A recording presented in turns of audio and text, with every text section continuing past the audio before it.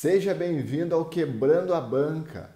Aqui nessa série de vídeos, a nossa equipe da Praia de Concursos vai resolver todas as questões passadas dos concursos de escrevente do TJ de São Paulo e mostrar como é fácil vencer a VUNESP.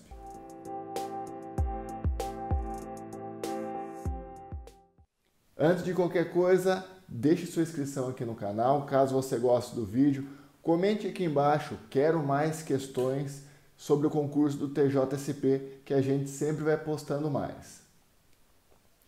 Além disso, aqui embaixo vai ter os links para você baixar esse material em PDF e também para você participar das nossas imersões no WhatsApp e você também conhecer a nossa mentoria Elite aqui da Praia de Concurso. Então, os links vão estar na descrição. E nesse vídeo nós vamos ver questões da parte de direito sendo resolvidas pelo nosso professor Marco Miguel. Então, confere aí. Direito Constitucional, questão da prova de escrevente de 2006, tá? E vamos falar aqui, gente, sobre o direito de petição. Esse direito de petição está previsto no artigo 5º da Constituição Federal. Vou até colocar aqui, ó. Inciso 34, a linha A. E fala assim, ó, são a todos assegurados, independentemente do pagamento de taxas, o direito de petição. Então vamos esquematizar isso aqui. São a todos assegurados o direito de petição a quem? A quem você vai pedir? Quem você vai provocar? A quem você vai peticionar? Aos poderes públicos. Perfeito? E lembre bem, a pegadinha está aqui, ó. Independentemente do pagamento de taxas, tá? Então, são a todos assegurados o direito de petição aos poderes públicos contra ilegalidade ou abuso de poder, ou ainda, gente, para a defesa de direitos. Lembre bem, ele é independentemente do pagamento de taxas. Então, a letra A, ela é falsa. Porque, ó, depende de pagamento de taxas? Não, é independentemente do pagamento de taxas. Aí vem a letra E. Vou para a letra E, pulei a letra B. Não é assegurado aos estrangeiros, ainda que residentes no Brasil. Gente, esse direito de petição, ele é assegurado o quê? A todos, inclusive estrangeiros. Então, pessoas físicas, jurídicas, nacionais, estrangeiras. Aí vem a letra dado. Foi abolido com a Constituição? Não, isso aqui é absurdo, né? Porque está previsto na Constituição Federal. Você nunca poderia ter assinalado essa resposta aqui. Agora, não pode ser exercido em face do Poder Executivo? Pode. Então, ele é exercido o quê? Em face dos poderes públicos. Você apresenta o quê? Aos órgãos do Executivo, do Legislativo, do Judiciário, do Ministério Público, da administração pública direta, indireta. Então, pode. Aqui está errado, aqui, ó. Falso. E letra bola, é exercido para a defesa de direitos ou contra a ilegalidade ou abuso de poder. É essa aqui. Portanto, essa questão de constitucional, alternativa correta, alternativa B de bola. Beleza? Vejo você na próxima questão. E olha só, a Constituição brasileira em vigor admite. Então, vamos ver cada uma das alternativas aqui. E vem, em primeiro lugar, pena de morte, desde que criada por lei complementar federal. Gente, essa aqui é falsa, pergunta batida. Olha só o que nós temos no artigo 5º, vamos colocar aqui. Artigo 5º da Constituição Federal, inciso 47. Não haverá penas, primeiro aqui, de morte, regra, salvo exceção, em caso de guerra declarada, nos termos do artigo 84, inciso 19.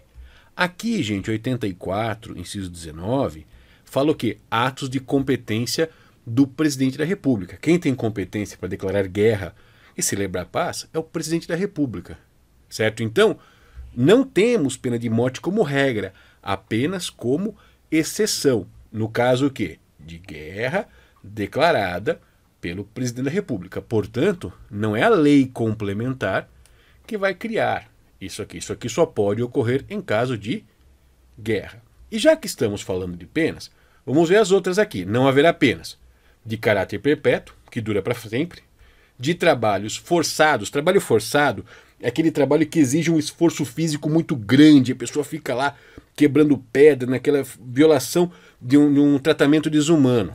Não temos o quê? A pena de trabalhos forçados, de banimento, que é expulsão de brasileiro. Não temos, e penas cruéis, né? A Constituição Federal, ela fala, ninguém será submetido a tortura nem a tratamento desumano ou degradante. Então nós não temos penas cruéis. Mas, pegando aqui a letra C, fala assim, ó, a Constituição brasileira em vigor admite pena de trabalhos forçados para aqueles condenados por crimes hediondos.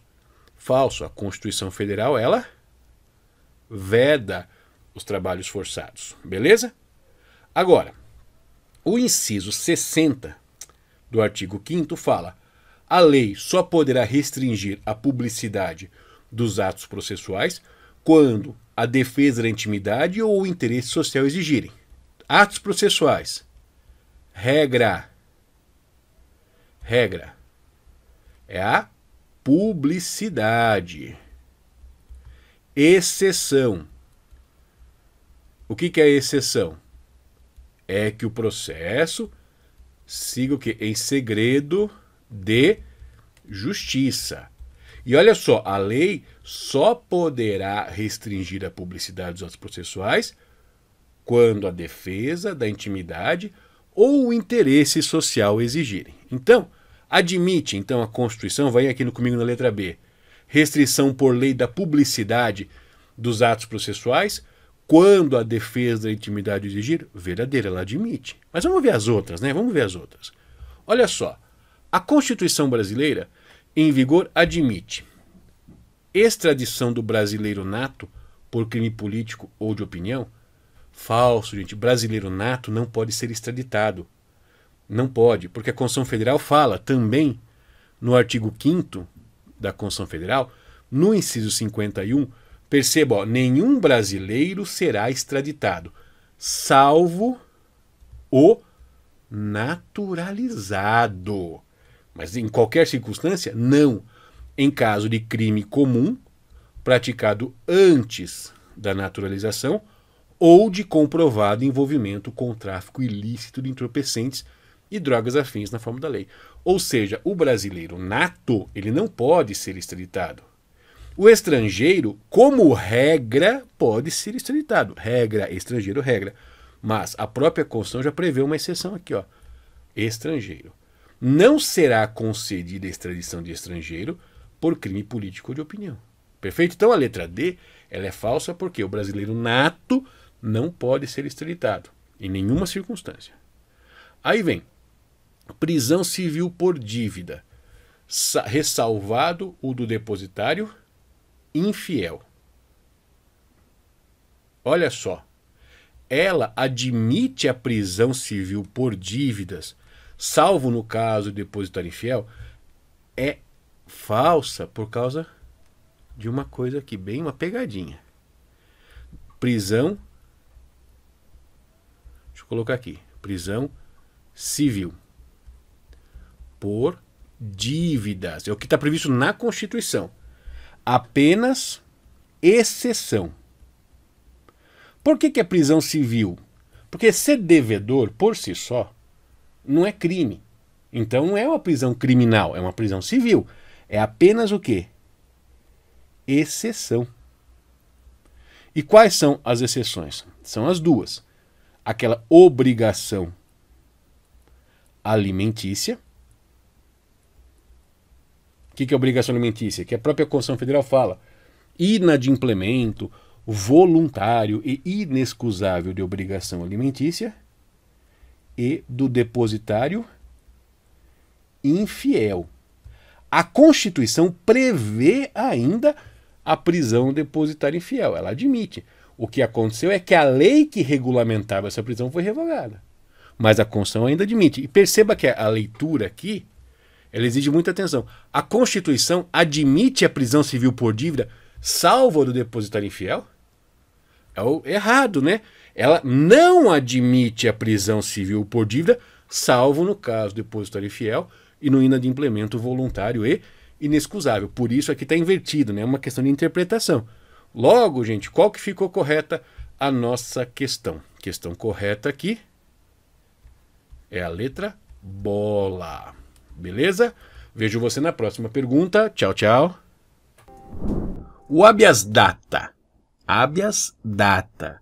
Destina-se. Então, quando eu estiver falando de habeas data, eu estou falando o quê? De dados da pessoa, informações pessoais.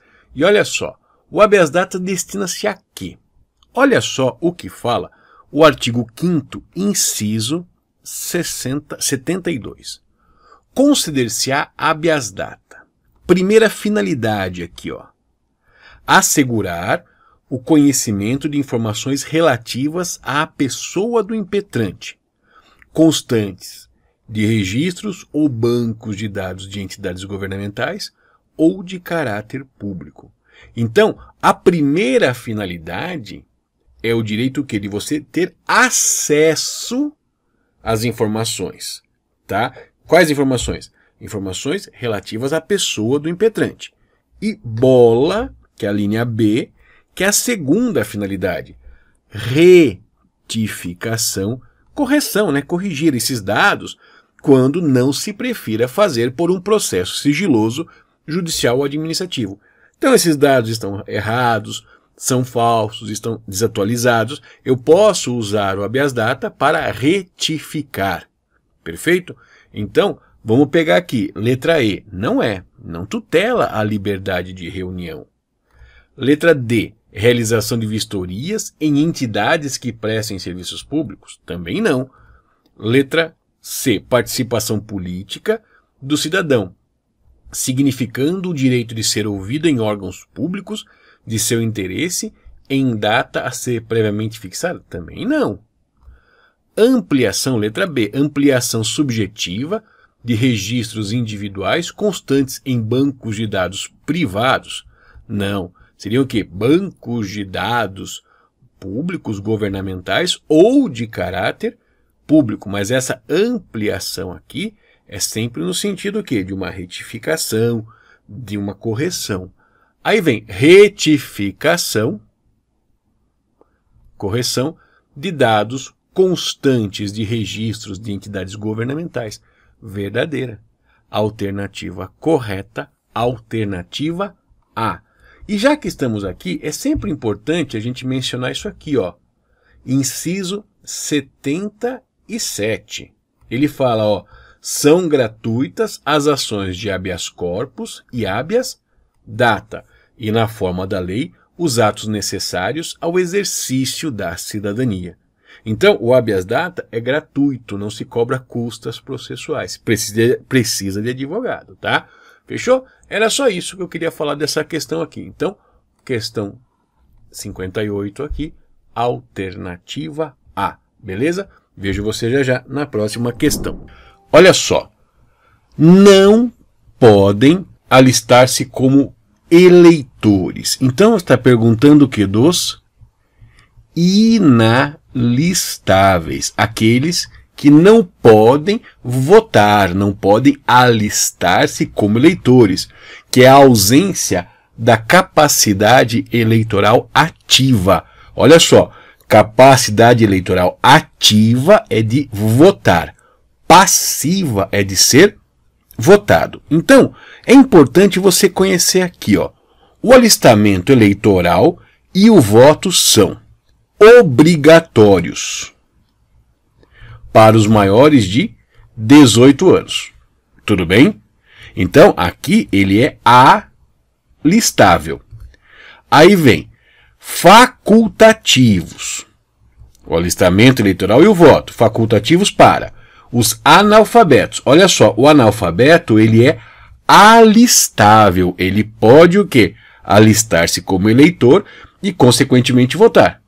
Porém, cuidado, hein? O analfabeto ele é alistável, porém inelegível. Ele não pode ser eleito, mas ele pode listar-se como eleitor.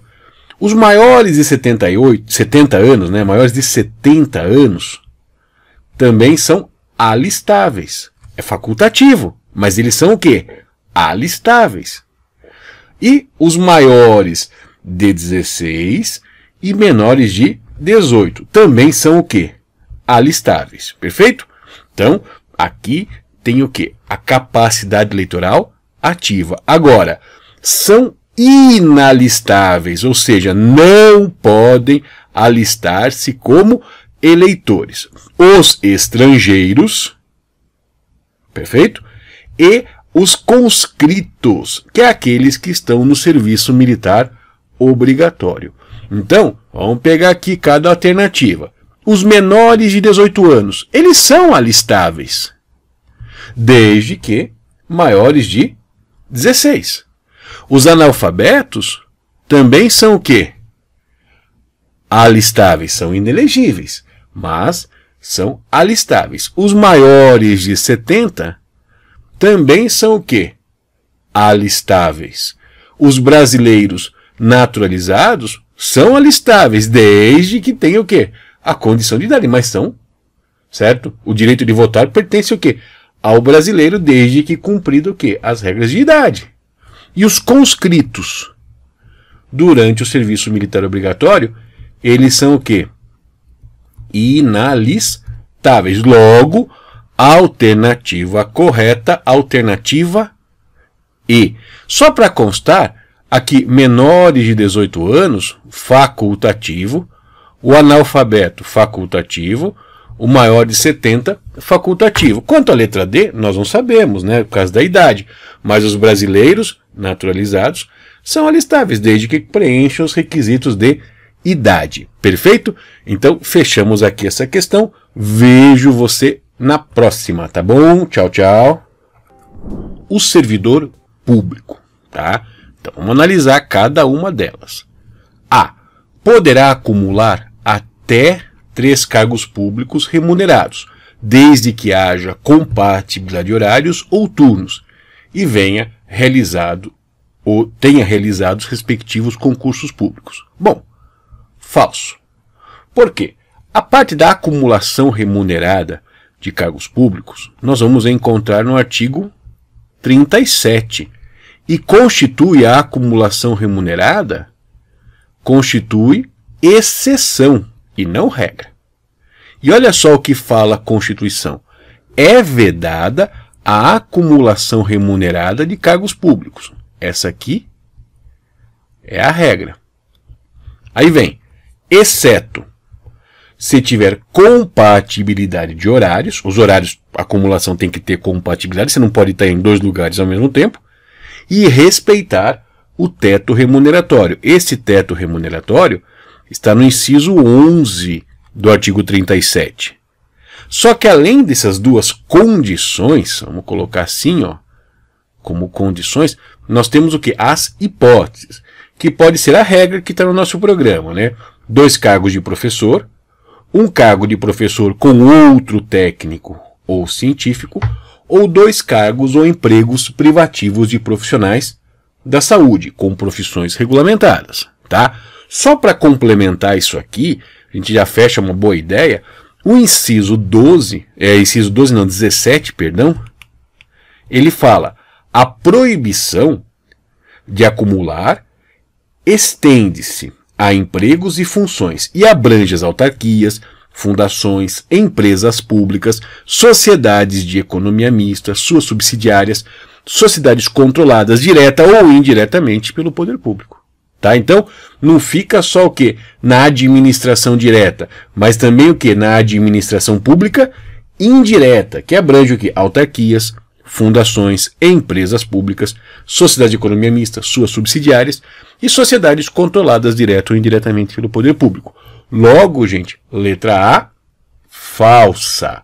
Vamos para outra alternativa aqui, que fala assim, o servidor público que praticar ato de improbidade poderá perder a função pública, mas não poderá ter suspenso seus direitos políticos por esse motivo. Falso. Porque o parágrafo 4º, ele fala assim, ó, os atos de improbidade administrativa importarão, ou seja, terão como consequências o quê? A suspensão dos direitos políticos. E aqui fala que não. Mas pode também o quê? Ocorrer a perda da função, certo? Sempre o quê, gente? Sempre de acordo com a lei, tá? A indisponibilidade dos bens, o ressarcimento ao erário, o erário é patrimônio público, né? Vai ter que reparar os danos causados, perfeito? E isso, gente, ainda sempre de acordo com a lei. Então, nós temos o que? A chamada LIA, que é a Lei de Improbidade Administrativa. Só que toma cuidado, além disso, ainda ele pode sofrer uma ação penal, porque a própria Constituição fala, ó, sem prejuízo da ação penal cabível, ou seja, não prejudica a ação penal. Então, essa alternativa B, ela é falsa, porque pode acarretar também a suspensão dos direitos políticos, beleza? Vamos para a alternativa C, D e E. Olha só, o servidor público tem garantidos constitucionalmente o direito à greve, nos termos e limites a serem definidos em lei específica, e o direito à livre associação sindical. Olha só o que fala o inciso 7º do artigo 37 da Constituição Federal. O servidor, né, ele tem direito à greve e será exercido nos termos e nos limites definidos em lei específica. Então, nessa parte aqui, o direito de greve, sim, ele tem. E ele tem também o direito à livre associação sindical, que fala, ó, no inciso 6, ó, é garantido ao servidor público civil o direito à livre associação sindical. Portanto, essa alternativa aqui está verdadeira. Mas vamos ver as demais. Letra D. O Poder Judiciário não poderá ter vencimentos inferiores aos pagos pelo Poder Executivo. Aqui, gente, é uma redaçãozinha que você tem que ter muita